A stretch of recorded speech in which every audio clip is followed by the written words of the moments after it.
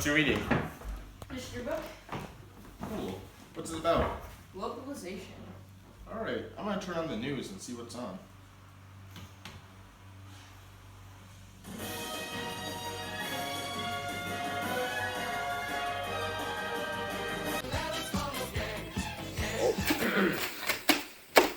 Good morning, viewers. I'm your host, Steve Jones, as it says here on my trusty name tag.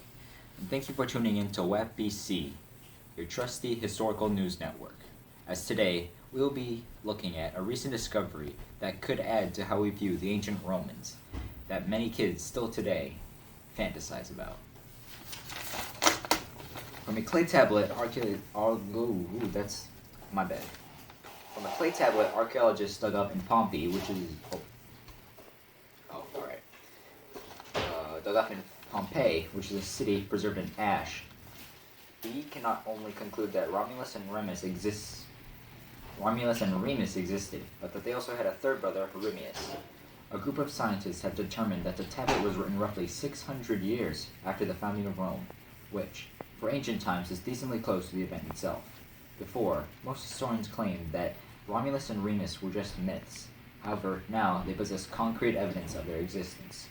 The tablet can be taken as reasonably accurate, considering it was written by a scholar who wrote for the Roman public simply because it was his job, and not government propaganda.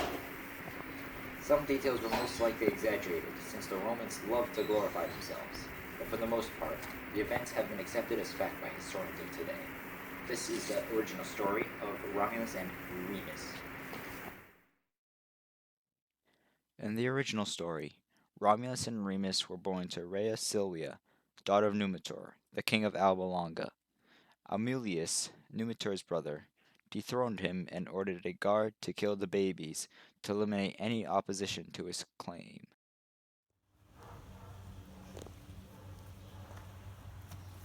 Dummy!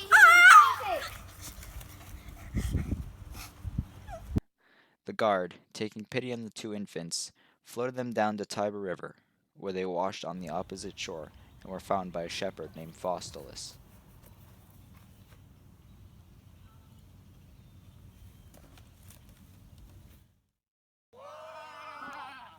Romulus and Remus went to Alba Longa to dethrone Amulius and put Numitor back into power.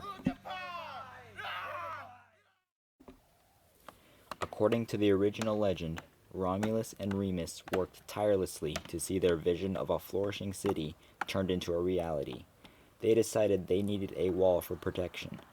Both of them worked hard to get the job done, but many others did most of the work. As they built the wall, Romulus proclaimed that anyone who passed over the wall or through it would die.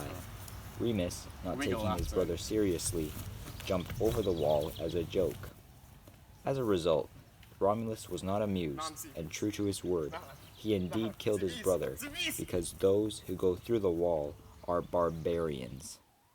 In the clay tablets version, the three brothers were not floated down the Tiber River after he was dethroned.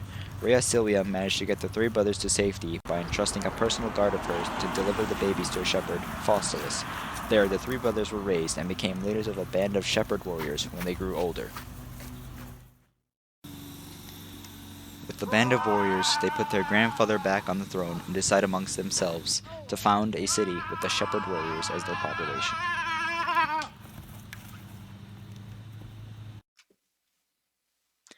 The brothers initially decided to rule together, discussing how their city would function. The Tiber River allowed for trade in and out of the city, the soil was fertile, and hills provided protection. It seemed like the perfect place for the brothers to found a city. The Etruscans had already settled and gained influence over much of what is Italy today. They were comprised of individual city-states that were only linked by a common culture.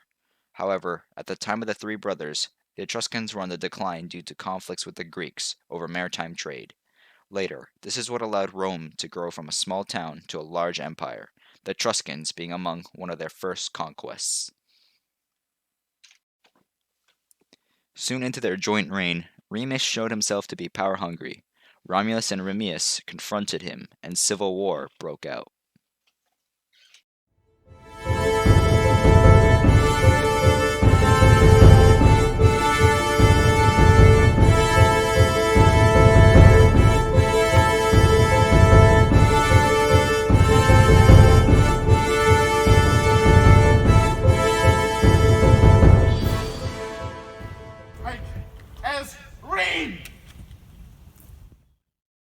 few hours later, Rimius came across Romulus's body and sought out Remus to get revenge. Remus!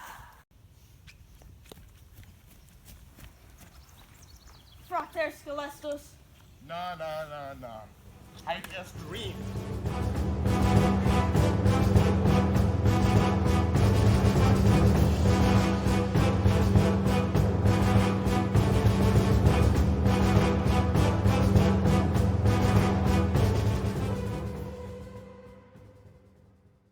Hike est Rome!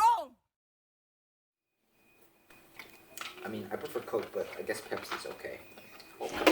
Guys, tell me when you're gonna air. This is embarrassing. Oh, and we're not sponsored by Dasani, Pepsi, or Coke. Just gotta get that clear. This sibling skirmish is not the only form of conflict we have seen since the dawn of Rome. Conflicts over the last cookie, Stonewall, and now over North Korea. Kim Jong-nam, assassinated on February 13 earlier this year, brings some spotlight over to the isolationist country. One source, the Telegraph of UK, has assumed that Kim Jong-un has probably been involved with this assassination, stating that it is not clear whether Kim Jong-nam had been involved in the plotting of the coup, although his assassination in Kuala Lumpur Airport, Malaysia, in February with fake gas would suggest that Kim Jong-un was taking no chances that he might one day usurp it. Yeesh. Anyway, however, SCMP.com, or This Week in Asia, suggests that Kim Jong-un might have not been involved in the assassination, and an anonymous third party was responsible for the murder.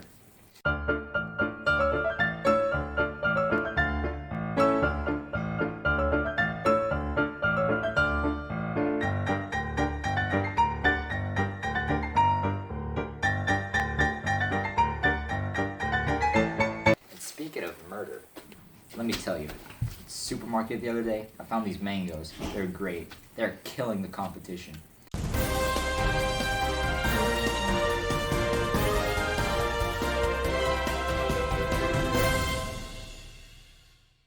Sorry to interrupt you there, Steve, but we have a breaking news. Apparently, a Florida man has somehow gotten a 5 on a world history test. How can this ever happen? Unbelievable. Anyways, that's it for today, and stay tuned for more information, and see you later, alligator.